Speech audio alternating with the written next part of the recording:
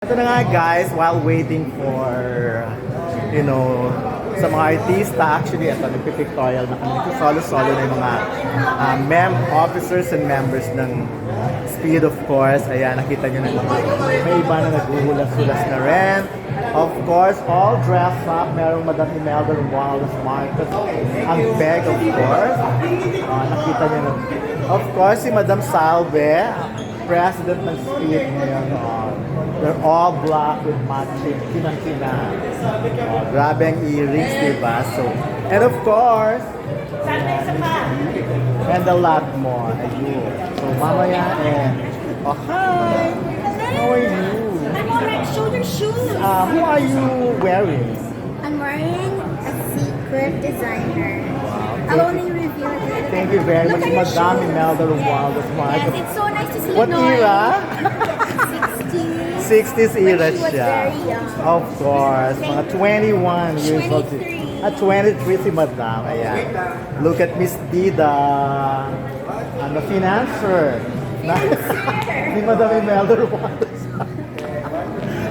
Ang bongga lang. Happy. Thank you very much, iFern.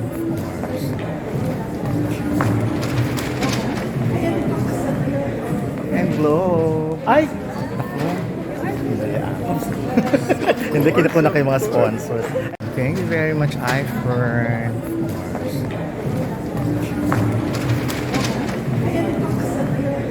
And glow. Ay! Hindi, kinakuna kayo mga sponsors.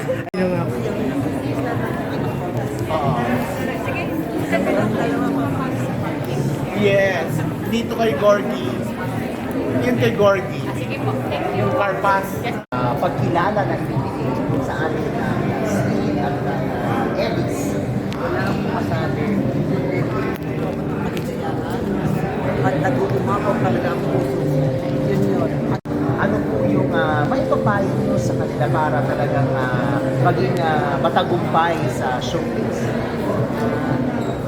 Siyempre, mahalin mo ang trabaho mo. At laging on time ay sa mga sa oras.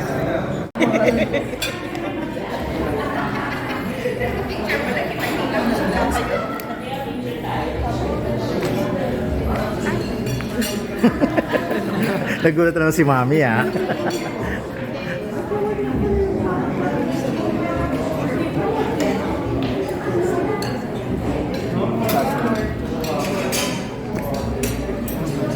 Konti lang.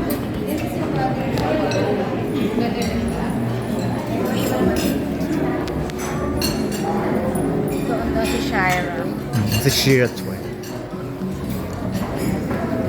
Hello. Sabi ko, hindi. Habang nagtatrabaho, di ba? Sandali yung video muna. Trabaho. Oo. Hati, habang nag-assist kami, nag-work kami, no? Ayan. Hello.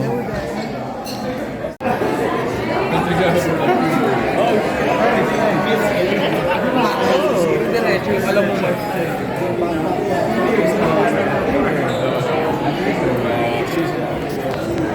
So ayun na nga guys, nakita nyo naman kung gaano katagal. Actually, ang aga rin dumating ni Miss Eva Darren at nagstay siya talaga sa all throughout the awards night at medyo late. Talagang halos tinapos niya yung event. Talagang nag-enjoy siya because binigay sa kanya lahat ng napakaganda ng treatment namin sa kanya. Pinaupo siya sa harapan. Of course, nag-dinner muna sila. Yung dinner na yun, walang bayad yon. Talagang at maya't-maya naman, may mga talaga, lagi namin siyang tinatanong if she's okay. Eto halos patapos na tong event na ito. So nakikita nyo naman talagang lumalapit pa rin. Tumupo pa rin siya, nakipagbatian kila Ding Dong Dantes, kay Marian Rivera. Talagang, how nice of Dong yan talaga, no? Talagang, very, sila, yung ito, gusto ko muna pala. Ito, lumapit si Leo Martinez, of course, isa sa mga icon awardees namin, ay paalis na sana nung after nung segment nila, nung binigyan sila ng Icon Awards. But, yun, bigla siyang bumalik because yung mga kasama niya, of course,